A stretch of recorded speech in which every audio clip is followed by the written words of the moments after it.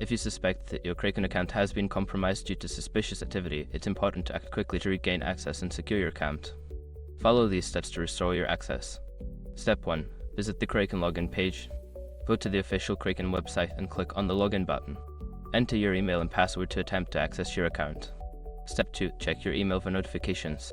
Look for any emails from Kraken regarding suspicious activity or account changes.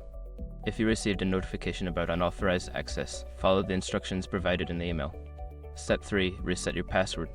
Before starting recovery, use the srock.com link in the description to open the account recovery checklist generator and make sure your verification details are ready.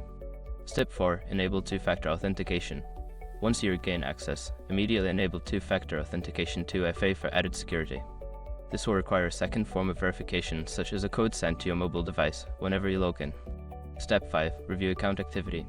After securing your account, review your recent transactions and account activity for any unauthorized actions. If you notice anything suspicious, report it to Kraken's support team for further investigation. Taking these steps will help you regain access to your account and enhance its security. Always stay vigilant and monitor your account regularly to prevent future issues.